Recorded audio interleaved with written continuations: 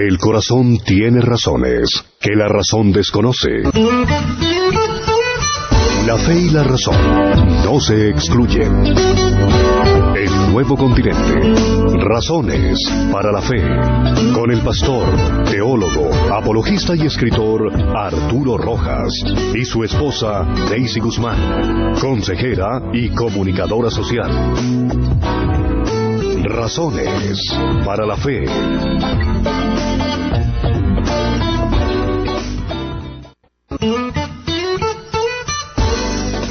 Buenas noches, estamos de regreso aquí con nuestro programa Razones para la Fe. ¿Estás de regreso tú? ¿Tú también? Sí. Sí, yo me di unas pequeñas vacaciones.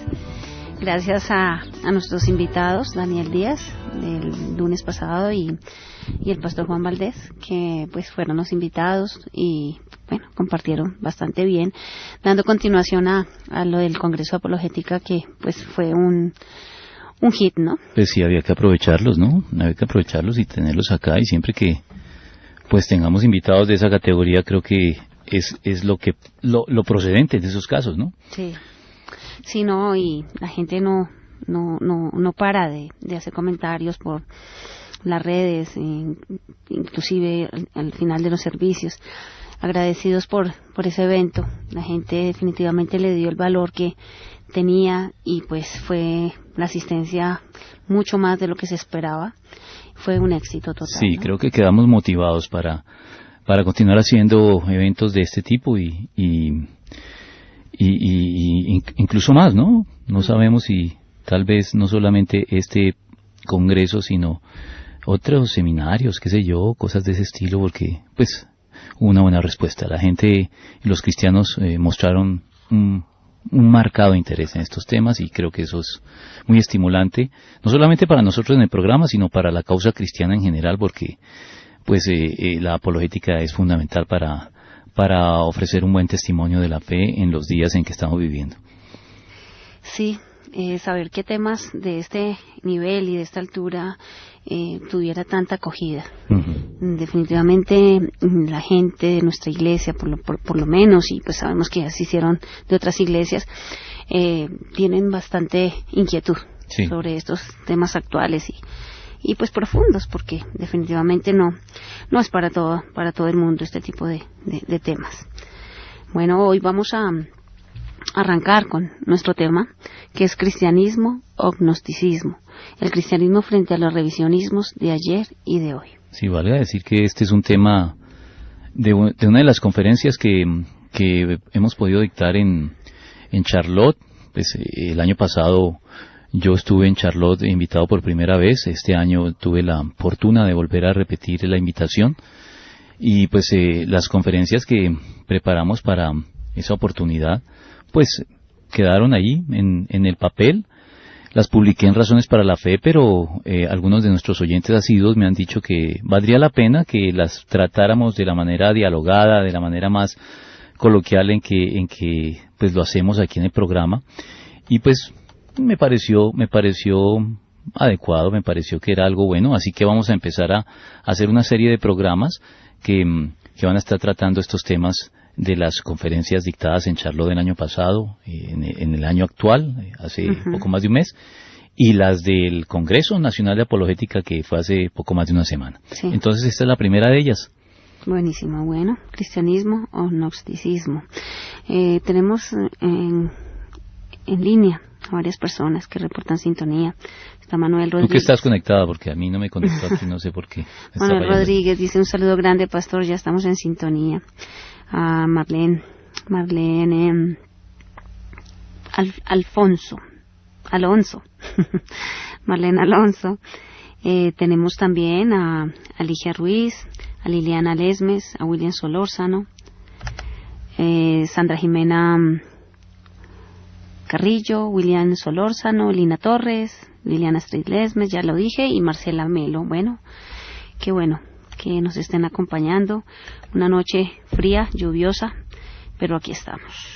Mauricio Efraín Rojas también está con nosotros, Ligia Ruiz, Oscar Mauricio Archila, Ana María Hernández. Qué bueno que nos acompañen, nos motivan. La primera pregunta que quiero hacerte, y pues es obvia, para iniciar. Acláranos los términos, por favor, acerca de qué es gnosticismo y qué es revisionismo, para entrar en materia.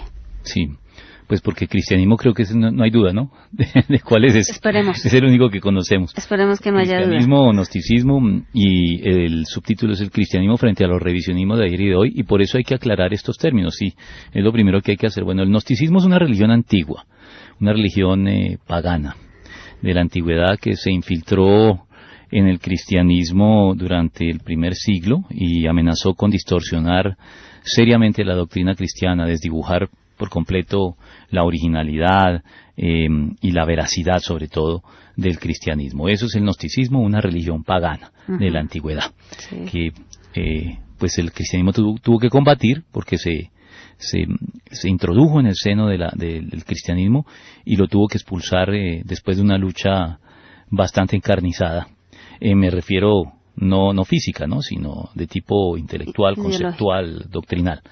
Y tuvieron que ser expulsados entonces del seno del cristianismo. Eso es el gnosticismo. Y el revisionismo es una tendencia que hay por parte de los historiadores de revisar la historia oficial de los pueblos, de las naciones y del mundo en general, para ajustarla cuando sea necesario, para corregirla y, si es necesario, para desecharla incluso, si se descubre que al hacer esta revisión las versiones que tenemos de la historia no son ciertas, sino que eran versiones equivocadas, pues entonces se desechan esas versiones históricas de los hechos y se plantean las nuevas con base en investigaciones más profundas, más veraces. ¿Qué tipo de personas hacen parte de esa revisión? Los historiadores son los que hacen esta labor, la labor del revisionismo. Entonces, pues esa es la definición que tenemos para estos dos términos. ¿El gnosticismo como el revisionismo son peligrosos desde la óptica cristiana?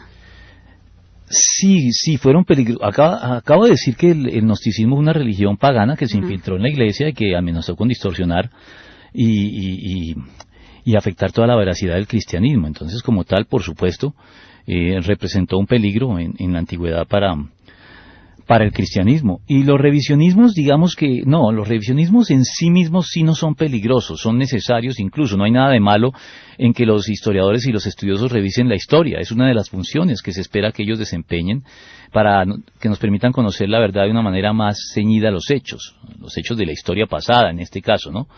Pero hay un peligro en los revisionismos también, por eso lo incluyo aquí con el gnosticismo, porque a la sombra de las revisiones serias y legítimas que emprenden los historiadores de forma metódica y objetiva, se están multiplicando muchos revisionismos gratuitos y muy sesgados, que están siendo llevados a cabo por personajes que no se distinguen propiamente por su rigor y sus capacidades investigativas en el campo de la historia, sino que estos personajes más bien se distinguen es por su acceso a los medios de comunicación y por su antagonismo hacia Dios, hacia la religión, hacia la fe y hacia el cristianismo de manera particular.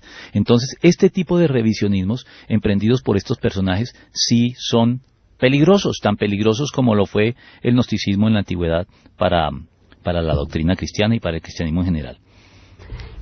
Nada de nuevo debajo del cielo, ¿no? No, del nada. sol. Sí, todo se reencaucha, para decirlo en términos muy muy coloquiales.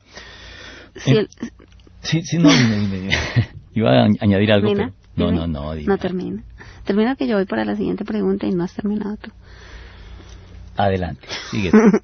Estamos desencompasados nosotros, nos desacostumbramos. Bueno, si el gnosticismo fue combatido con éxito por la Iglesia en el primer siglo, ¿no es algo que ya deberíamos tener superado dentro de la Iglesia? Sí, pues debería ser así, pero no es, lamentablemente. Las personas estarán preguntando en este momento, bueno, ya nos explicaron qué es el gnosticismo, ya nos explicaron qué son los revisionismos, pero ¿qué tiene eso que ver con nosotros en la actualidad? ¿De qué manera amenaza eso el cristianismo en la actualidad?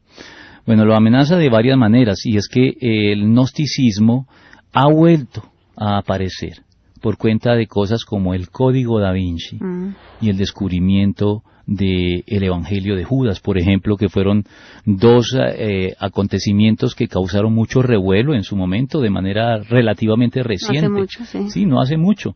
Y entonces, por cuenta de ese tipo de fenómenos, la novela de Dan Brown y la película que se escribió con base en esta novela pseudohistórica, y digo pseudohistórica porque es una novela que pretendió muy sutilmente hacerse pasar por historia, y el Evangelio de Judas, que se descubrió un par de años después, que supuestamente da una versión alterna y diferente a la de los evangelios de quién era Cristo y de cuáles fueron los hechos que rodearon la vida de Cristo.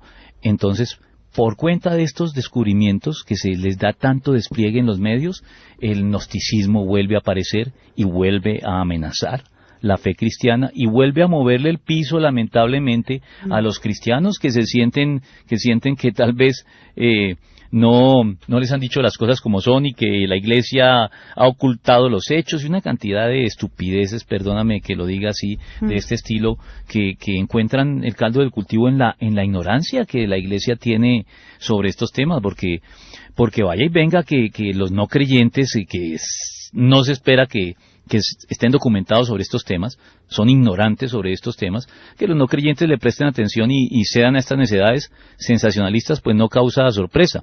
Pero lo que sí causa sorpresa es que los cristianos se inquieten por cuenta de estos descubrimientos y sientan que estos planteamientos les mueven el piso. Se sienten amenazados. Eso es algo preocupante, y bueno, digamos que no les mueven el piso, pero no tienen cómo responder. No tienen cómo salirle al paso a estas versiones peregrinas que tratan de cuestionar el retrato que los evangelios nos proveen de la persona de Jesús de Nazaret, Dios y hombre al mismo tiempo, hecho hombre para nuestra salvación. Entonces ahí está el peligro. Creo que con eso respondí ya a la pregunta que me hacías de si el gnosticismo ya pasó en el siglo I, ¿por qué lo volvemos a tratar? Es por esa razón que lo volvemos a tratar actualmente y que debemos seguirlo tratando. Sí. ¿Cómo se demuestra que el cristianismo es verdadero y que el gnosticismo es falso? Esa es una buena pregunta. ¿Cómo se demuestra que el cristianismo es verdadero por contraste con las versiones del gnosticismo? Ahí es cuando la apologética entra en juego, ¿no? Mira, se demuestra de esta manera, te lo voy a decir de manera sencilla para que todos lo entiendan. El cristianismo tiene una particularidad que lo distingue de todas las demás religiones de la historia, y que hace que sus contenidos puedan ser sometidos a prueba. ¿Cuál es esa particularidad? Es la única religión cuya veracidad y cuyos reclamos de exclusividad se basan en hechos históricos, que son susceptibles de investigarse y de verificarse. Todas las demás religiones de la historia se basan en especulaciones metafísicas de sus fundadores, llámense Buda, Confucio, Lao Tse, Mahoma, o para hablar de uno muy reciente, Joseph Smith, que es el que fundó el mormonismo.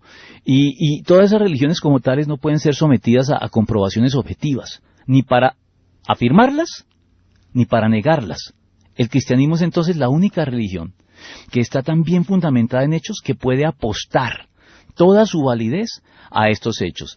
De manera que si pudieran ser negados los hechos en los que se apoya el cristianismo, si pudieran ser desmentidos por la investigación histórica, entonces el cristianismo se derrumbaría como un castillo de naipes, junto con todas las pretensiones que tiene sobre la vida de los hombres. Es por eso que el cristianismo puede ser demostrado, a diferencia de estas religiones que no tienen cómo ser demostradas, porque la mayoría de ellas son especulaciones y no se apoyan en hechos como el cristianismo.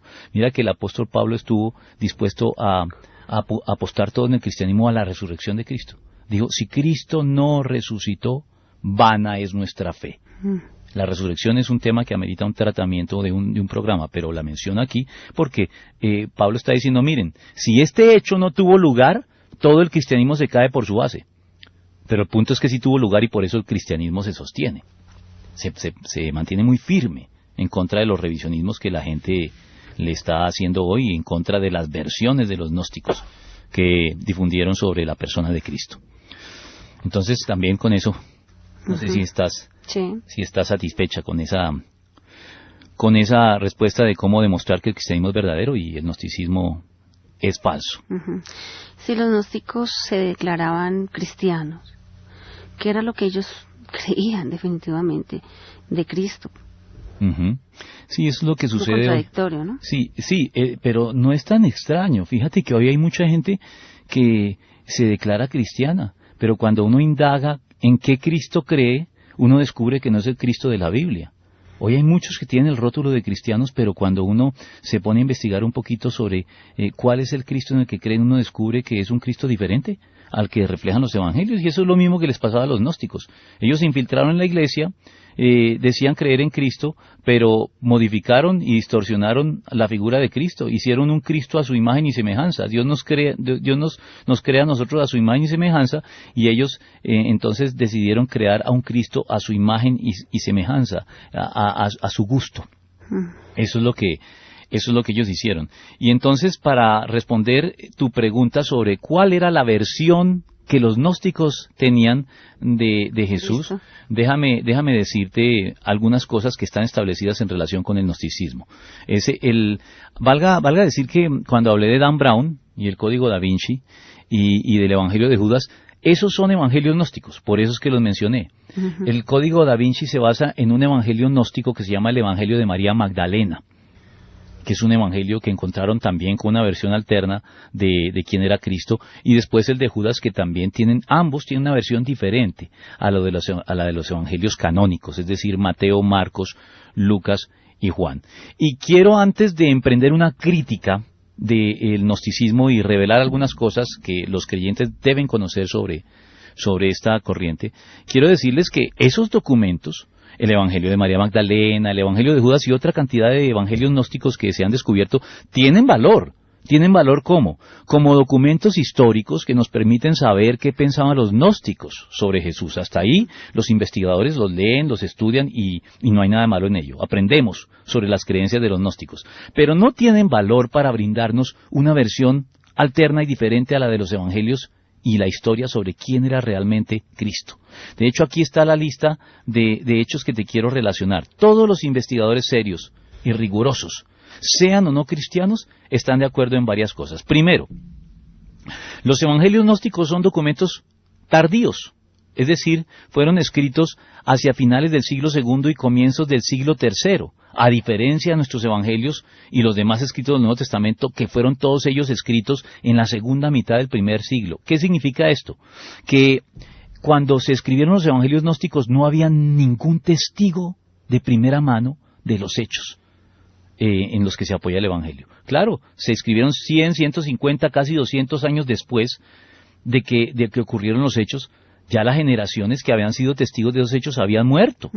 No había nadie que pudiera verificar si esa versión es correcta o no. A diferencia de los evangelios canónicos, que como se escribieron cuando estaban vivos, muchos de los que habían sido testigos de los hechos de Cristo, entre ellos los apóstoles, pues es una versión mucho más fidedigna, porque la escribieron testigos presenciales, y la escribieron en una época donde si ellos mintieran, hay muchos testigos que podrían salir a señalar lo que ustedes están diciendo no es cierto porque nosotros también lo vimos y ustedes están mintiendo, pero no encontramos ese tipo de documentos en el siglo I. Por lo tanto, la versión de los evangelios canónicos, los nuestros, Mateo, Marcos, Lucas y Juan, tiene todo el peso de la historia para afirmar ser ceñida a los hechos, mientras que 100, 150, 200 años después, cualquier persona puede salir a decir cualquier barrabasada sobre Cristo y no hay nadie que esté en condiciones de desmentirlo. ¿Sí entiendes el valor de este hecho? Segundo, los evangelios gnósticos representan el pensamiento de, ya lo dije, un grupo herético, es decir, que promovía herejías. Y además era un grupo parasitario. Se alimentaba como una sanguijuela del cristianismo. Lo infiltró y trató de distorsionarlo. Parece que no podían sobrevivir por su cuenta, sino que tenían que alimentarse de otro sistema de pensamiento, otra religión, como en este caso el cristianismo, que estaba teniendo bastante éxito porque el cristianismo se estaba expandiendo en el imperio, entonces ellos quisieron utilizarlo como vehículo para transmitir sus ideas equivocadas. Y eso también es un hecho reconocido por todos los historiadores. En tercer lugar, los evangelios gnósticos no solo contradicen el retrato que los evangelios de Mateo, Marcos, Lucas y Juan nos brindan de Cristo, sino que, curioso, se contradicen todos ellos entre sí. Sí. Es decir, que a diferencia de Mateo, Marcos, Lucas y Juan, que ofrecen una versión perfectamente coherente, hay unidad, unida, armónica del Jesús histórico, todos esos numerosos evangelios gnósticos presentan cada uno de ellos presenta una versión única y distinta de la persona de Cristo, todas ellas enfrentadas entre sí. Eso ya creo que le quita mucha credibilidad a cualquiera de estos evangelios. Cuarto, los evangelios gnósticos son relatos fantasiosos. Cualquiera que lee los evangelios gnósticos se da cuenta que tienen una fantasía desbordada sus autores, una fantasía muy alejada de la sobriedad exhibida por los evangelios del Nuevo Testamento. Cualquier lector desprejuiciado, y aunque no sea muy estudioso, de manera desprevenida lee los evangelios gnósticos, cualquiera, y capta de inmediato el contraste entre esos evangelios gnósticos y los evangelios canónicos que nosotros tenemos en la Biblia. Mira, es un contraste como el que tú puedes apreciar cuando lees historia y después lees algo de mitología. Es el mismo contraste entre la historia y la mitología, o entre los hechos al lado de las leyendas que se generan alrededor de esos hechos. Ese es el contraste. Es tanto así que Philip Yancey, un muy conocido y prestigioso autor cristiano, cuenta que se puso a leer en cierta oportunidad uno de estos extraños evangelios apócrifos, se llama el Evangelio de la Niñez de Jesucristo, y dice que experimentó lo siguiente. Él dice: el Evangelio apócrifo me hizo estar agradecido por la información sobria y contrastante de los escritores canónicos, es decir, Mateo, Marcos, Lucas y Juan. En ellos, los que acabo de mencionar, los milagros no son mágicos o caprichos, sino más bien actos de misericordia o signos que apuntan a la verdad espiritual subyacente. Entonces, Philip Yancey dice: mire, esto es como agua y aceite, esto es como tener el grano por un lado y después irse a la paja. Es como el grano y la paja. En los evangelios canónicos está el grano, los evangelios gnósticos son verdadera paja, y paja, como lo decimos coloquialmente, sí. Y no ha acabado. Creo que tengo que señalar esta además. Los evangelios gnósticos son narraciones que se encuadran dentro de algo que los estudiosos ya conocen como las religiones de misterio de la antigüedad. Este término englobaba una cantidad de religiones paganas, y es muy apropiado porque estas religiones tenían muy diferentes creencias entre ellas, pero tenían algo en común. ¿Qué era lo que tenían en común? El carácter misterioso y secreto de sus creencias, que supuestamente estaban reservadas solo para un selecto grupo de iniciados, que eran los únicos que estarían en condiciones de acceder a su conocimiento, de comprender su contenido y dominar sus rituales. Así que creo que con estas cosas queda bastante expuesto el gnosticismo como algo poco confiable, por contraste con nuestros evangelios, los evangelios gnósticos. Explícanos mejor es aquello de religiones de misterio. Bueno, sí tal vez amerita una explicación más detallada. Bueno, el gnosticismo formaba parte de estas religiones de misterio. Estas religiones, el término misterio que se les atribuye, significa que promovían dos cosas: hermetismo y esoterismo. Hermetismo y esoterismo. Pero aclaremos términos, porque muchos de nuestros oyentes no sabrán qué es el hermetismo y el esoterismo. Bueno, les voy a explicar, es muy sencillo. El hermetismo es, para decirlo en palabras muy, muy puntuales, algo cerrado, algo difícil de comprender, algo hermético.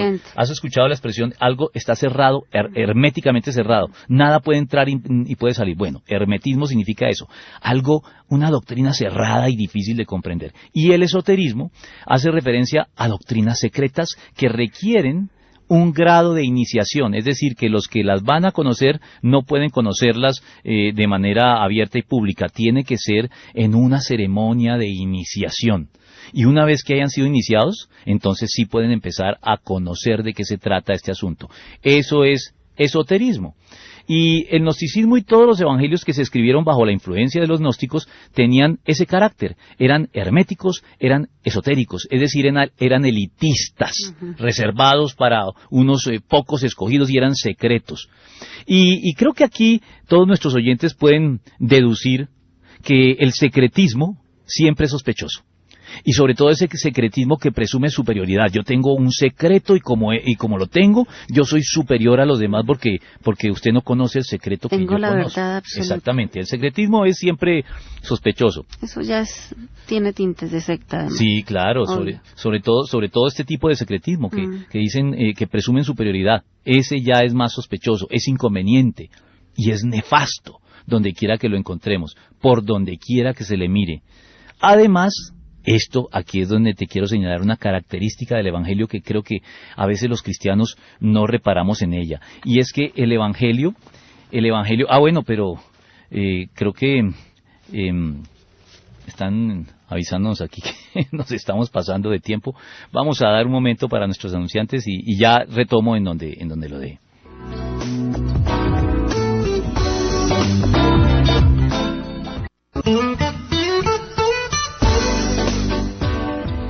Continuamos con nuestro tema de hoy, cristianismo o gnosticismo, el cristianismo frente a los revisionismos de ayer y de hoy. Estabas tú contándonos la diferencia pues que había entre, pues más que diferencia nos estabas contando cuáles eran esas religiones de misterio y qué características tenía. Sí, y les estaba diciendo... el secretismo, el esoterismo. Que el cristianismo tiene una diferencia drástica. Y se va al otro lado en relación con esta característica de los gnósticos y de las religiones de misterio en general. El cristianismo tiene un carácter público, siempre lo ha tenido, no teme ser divulgado de manera pública y abierta. El cristianismo nunca ha tenido ni la más mínima perfil de esoterismo ni de hermetismo. Es público, no es elitista, no discrimina. El Evangelio desde sus orígenes ha tenido estas características. Es que al fin y al cabo los apóstoles fueron obedientes a la instrucción que el Señor les dio. Él les dijo por allá en Mateo 10:27, les dio esta instrucción. Lo que les digo en la oscuridad, díganlo ustedes a plena luz. Lo que se les susurra al oído, proclámenlo desde las azoteas. Pero mira, hay un episodio narrado en los Hechos de los Apóstoles que basta para establecer el carácter público y abierto del cristianismo, y es una declaración que el apóstol Pablo hizo ante el rey Agripa, que era un rey no de Israel propiamente, sino de ciertas provincias de la Tierra Santa. Era un rey títere que Roma había puesto allí. Bueno, eso no es lo importante, pero lo que Pablo declaró delante de este rey, después de que tuvo la oportunidad de hacer su defensa, porque estaba encarcelado, y el gobernador Porcio Festo lo tenía allí pues preso, y aprovechó la visita del rey Agripa para decirle, mira, necesito que me ayudes a entender cuáles son las acusaciones que hay contra Pablo, porque yo no entiendo las cosas de ustedes, los judíos. Entonces Agripa accedió a escuchar la defensa de Pablo. Pablo hace toda su defensa ante el rey y ante el gobernador Porcio Festo, y les pone de paso, porque Pablo siempre aprovechaba, les pone el Evangelio. Él siempre aprovechaba toda oportunidad para exponer el Evangelio. Y cuando concluye toda su defensa, mira lo que le dice Pablo al rey. Le dice en Hechos 26:26, el rey está familiarizado con estas cosas, y por eso hablo ante él con tanto atrevimiento. Estoy convencido de que nada de esto ignora, porque no sucedió en un rincón. Salta a la vista que Pablo está llamando aquí nuestra atención a una característica fundamental del cristianismo, que es la que estoy resaltando. Sí. Con osada convicción, el apóstol se dirige al rey, es un miembro culto, el rey, de la élite social de la época, y apela al carácter público y abierto de los hechos que sustentan la fe cristiana. Porque eso era lo que él acaba de hacerle, una apretada relación de todos los hechos en que se apoyaba el cristianismo. Y al final le dice al rey, usted está familiarizado con estos hechos, señor Agripa, rey Agripa, usted no los ignora, yo sé que no se los estoy diciendo por primera vez.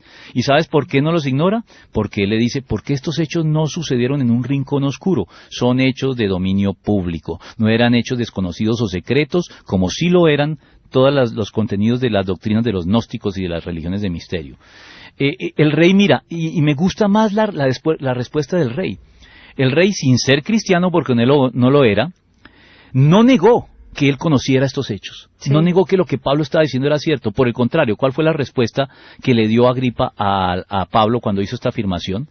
La respuesta que le dio fue un poco más y me convences a hacerme cristiano, le dijo Agripa. Los hechos que Pablo había relatado eran tan públicos y tan inobjetables que el rey no tuvo más opción que responderle así al apóstol. Es decir, si no se hizo cristiano, fue simplemente porque no quiso, y no porque los argumentos de Pablo no fueran lo suficientemente convincentes para justificar la fe en Cristo por parte del rey.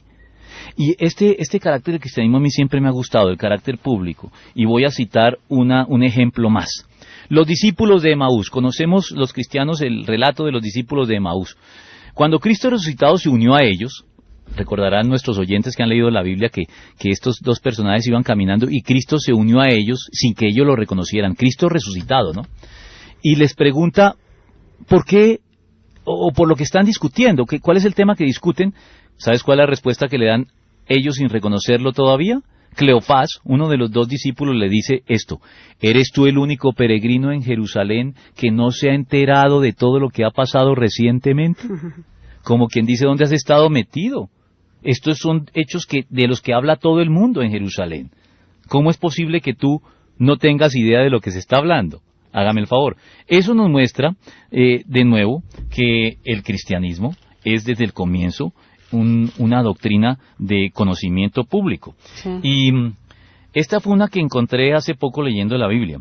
Cuando al Señor Jesucristo lo van a interrogar por primera vez, el sumo sacerdote Anás lo estaba interrogando acerca de sus discípulos y de sus enseñanzas, y en Juan capítulo 18, versículo 20 dice: «Yo he hablado abiertamente al mundo», respondió Jesús, «siempre he enseñado en las sinagogas o en el templo donde se congregan todos los judíos. Sí. En secreto no he dicho nada.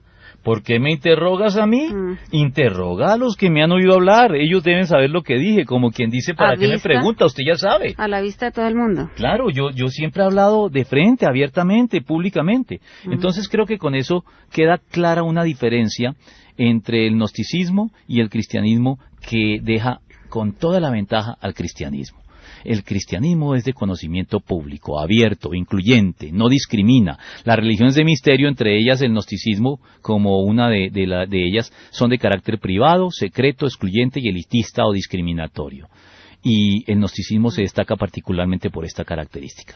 Así que creo que eso también juega muy a favor del cristianismo cuando se enfrenta al gnosticismo. Quedó muy claro. Marcela Melo nos reporta sintonía junto a Jaime Iván Torres. Aquí está Horacio Ramírez, dice: el programa es tan genial que parece que estuviéramos sentados en la sala de mi casa en una charla muy especial. Esa es la idea, que sea una tertulia. Muchas gracias por el programa, dice. Bueno, entonces nos vamos con la siguiente pregunta. ¿No desapareció ya el gnosticismo del panorama definitivamente? ¿No es una cosa del pasado, del primer siglo, una cosa antigua? Ojalá, pero la verdad es que no. Bueno, primero que todo por el descubrimiento de estos evangelios gnósticos vuelve a salir sobre la mesa el gnosticismo, pero ¿sabes qué? La actitud gnóstica nunca desaparece. Lamentablemente no desaparece en ningún momento, porque el gnosticismo debería haber ya desaparecido en el primer siglo cuando la Iglesia lo combatió con eficacia, pero también el gnosticismo siempre se divulga tras bambalinas, o sea, uno no sabe, pero sigue vigente ahí, sigue divulgándose por debajo de cuerda, fiel a su carácter secreto, protegido así de la crítica.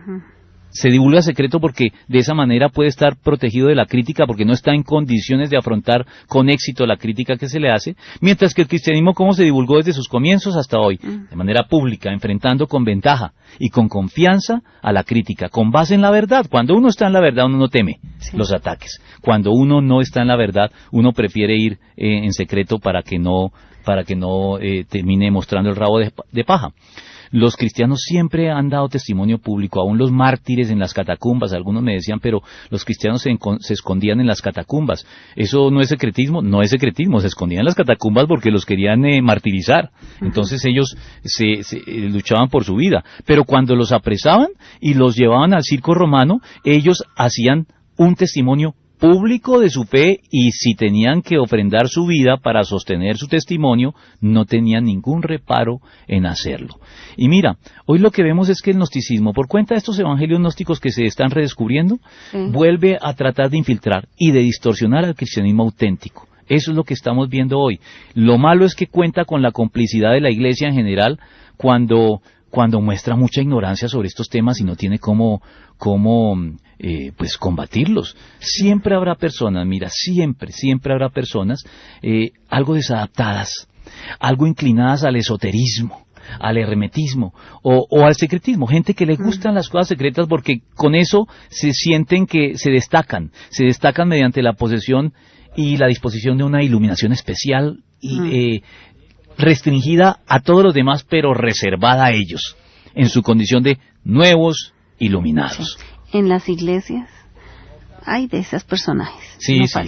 No faltan y tenemos que estar muy pendientes porque hay mucha gente que quieren a veces transformar el cristianismo en algo secreto, que comienzan a decirle al resto de los cristianos que tienen algo especial que el pastor no les ha dicho, una nueva revelación. Sí. Eso es gnosticismo, o por lo menos es la actitud gnóstica. Mira, a mí me parece que considerando lo que el cristianismo, ya la solidez histórica que tiene el cristianismo, aquí me parece que lo que se aplica es lo que el apóstol Pablo les dijo a los atenienses.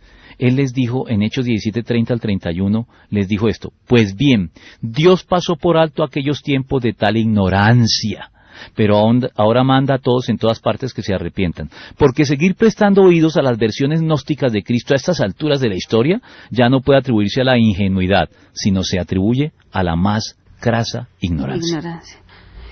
Pues sí, es que eso es lo que vemos en la actualidad. Eso no es de la antigüedad nomás. Y pues los revisionistas no ayudan, ¿no?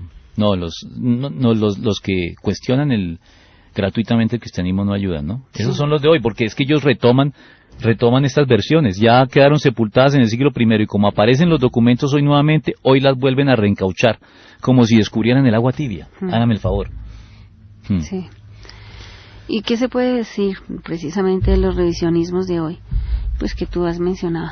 Sí, hoy hay unos revisionismos que corren por cuenta de la teología liberal. La teología liberal, los teólogos liberales, no es que no tengan nada rescatable. Sí, tienen algunas cosas rescatables y la verdad es que promovieron una erudición que ha sido buena en la teología, pero la gran mayoría de ellos se extraviaron y terminaron traicionando el Evangelio. Y estos teólogos liberales, sobre todo los del siglo XIX, ellos emprendieron un revisionismo también que no está asociado con los gnósticos, aunque finalmente terminaron uniéndose con ellos. Pero antes de que aparecieran todos estos evangelios gnósticos, ya los teólogos liberales del siglo XIX se obsesionaron con un proyecto que se llamó la búsqueda del Jesús histórico. ¿Por qué? Porque la historia se convirtió en ciencia en el siglo XIX, con un método de investigación. Entonces ellos dijeron, vamos a investigar, con base en este método, quién era realmente Cristo. Y tú preguntarás, ¿cómo así? ¿Quién era realmente Cristo? Ya está establecido. En los evangelios sabemos quién es Él. Bueno, pues estos personajes, siendo teólogos cristianos, muchos de ellos, no consideraban el retrato que los evangelios nos proveen de Cristo, no lo consideraban confiable. Pero ¿sabes por qué? Porque tenía una agenda encubierta, una agenda que viciaba su investigación. ¿Cuál era esa agenda? Ellos pretendían con esta investigación demostrar que el retrato que los evangelios canónicos, es decir, Mateo, Marcos, Lucas y Juan, nos brindan de Cristo, es un retrato legendario que hay que ajustar y corregir. ¿Y por qué ellos pensaban esto? Porque estaban muy influenciados por un prejuicio propio de la era moderna. ¿Cuál es ese prejuicio? La creencia de que la materia y la naturaleza son todo lo que existe. Y no hay, por tanto, realidades espirituales ni sobrenaturales. Y eso excluye la ocurrencia de eventos milagrosos. Por lo tanto, si los evangelios que tenemos en nuestras Biblias hablan de milagros, ellos consideraban que los evangelios no eran dignos de confianza porque los milagros no pueden ocurrir. Ese era el sesgo que ellos tenían. Entonces dicen, vamos a investigar, aprovechando los recursos que el avance de la historia como ciencia nos ha brindado, vamos a investigar quién era verdaderamente Cristo. Y eso fue lo que estimuló ese lanzamiento masivo y obsesivo a investigar quién era realmente Cristo, que se conoce como el proyecto de la búsqueda del Jesús histórico. Ellos esperaban que al final de su investigación iban a encontrar un retrato presuntamente más fiel de Cristo, que era diferente, que sería diferente al de los evangelios. Sería un Cristo meramente natural, porque ellos no creían en lo sobrenatural. Un hombre extraordinario tal vez, pero hombre solamente, y no Dios mismo hecho hombre como lo ha creído y lo ha proclamado toda la Iglesia a lo largo de 2000 años. Ellos en el siglo XIX pretendieron corregirle la plana a la Iglesia durante 19 siglos, y creo que no salieron bien librados. Sí proliferaron muchas vidas de Jesús. Cualquier estudioso de teología en el siglo XIX veía vidas de Jesús a granel. Todo teólogo que tuviera cierto renombre tenía que tener en su currículum haber escrito una vida de Jesús. Y todas estas vidas de Jesús que proliferaron en el siglo XIX mostraban a un Cristo diferente al de los evangelios. Claro, eso era lo que ellos querían, encontrar un Cristo diferente al de los evangelios. Pero ¿sabes qué cosa curiosa, no? Al igual que lo que le sucedió a los evangelios gnósticos en la antigüedad, le sucedió también a ellos. Es decir, que al mismo tiempo que sus vidas de Jesús diferían del retrato de Cristo que tenemos en los evangelios, todas esas vidas de Jesús, escritas por tantos teólogos, también se diferenciaban entre sí. Ninguna era igual a la otra. ¿Qué nos muestra esto? Nos muestra que los investigadores de turno terminaron imponiéndole a los hechos sus deseos personales. Su propio sello. Exacto, ellos querían encontrar al Cristo que ellos deseaban y no al Cristo auténtico. Si hubieran sido objetivos en sus investigaciones, todas esas variadas vidas de Jesús de manera lógica tendrían que haberse parecido muchísimo entre sí, pero no se parecían. Y algo más, esto es algo que ellos han pasado por alto y se los informo a los oyentes. Desde finales del siglo XIX y principios del siglo XX hay casi un absoluto consenso entre todos los eruditos serios en que los evangelios que tenemos en nuestras Biblias son confiables. No solo porque fueron escritos, como ya lo dije, de manera muy temprana, en la segunda mitad del mismo siglo I, los escribieron testigos de primera mano, muy cercanos a los hechos que narran. Eso es una razón por la cual son confiables.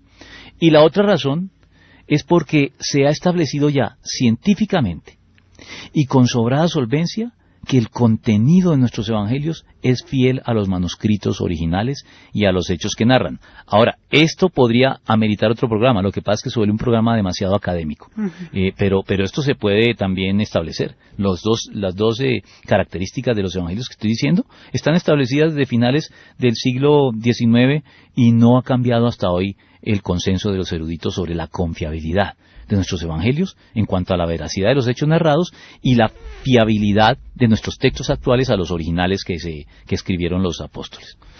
Mira, justamente para que no haya duda de que los autores de los evangelios fueron testigos fieles y privilegiados de hechos que desde el principio contaron con un gran número de testigos, hay muchos pasajes en la Biblia en los que los autores de los evangelios nos aseguran con toda la convicción del caso, que lo que ellos registran no se los contaron terceros, sino que ellos mismos lo vieron y experimentaron en carne propia. Mira lo que dice Juan, en primera de Juan 1:1. Lo que ha sido desde el principio, lo que hemos oído, lo que hemos visto con nuestros propios ojos, lo que hemos contemplado, lo que hemos tocado con las manos, esto les anunciamos respecto al Verbo que es vida. O también el apóstol Pedro, en segunda de Pedro, capítulo 1:16. Cuando les dimos a conocer la venida de nuestro Señor Jesucristo en todo su poder, no estábamos siguiendo sutiles cuentos supersticiosos, sino dando testimonio de su grandeza que vimos con nuestros propios ojos. Y ya para terminar, déjame leer cómo Lucas.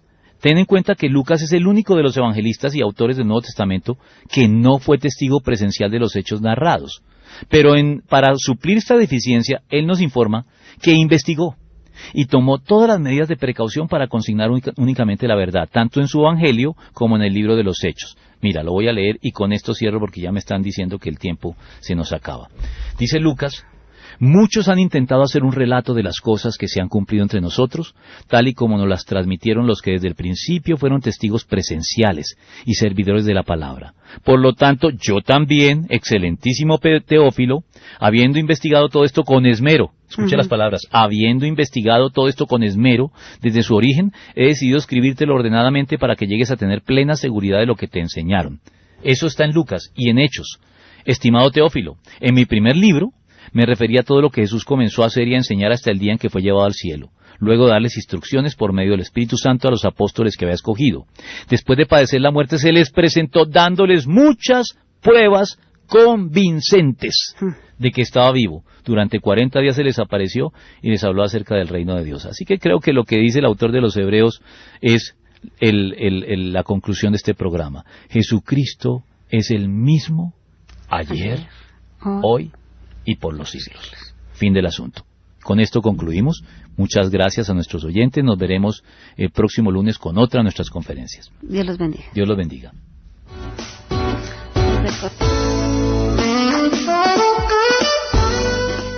El corazón tiene razones que la razón desconoce.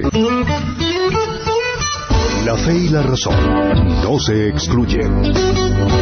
El nuevo continente. Razones para la fe. Con el pastor, teólogo, apologista y escritor Arturo Rojas y su esposa Daisy Guzmán, consejera y comunicadora social. Razones para la fe.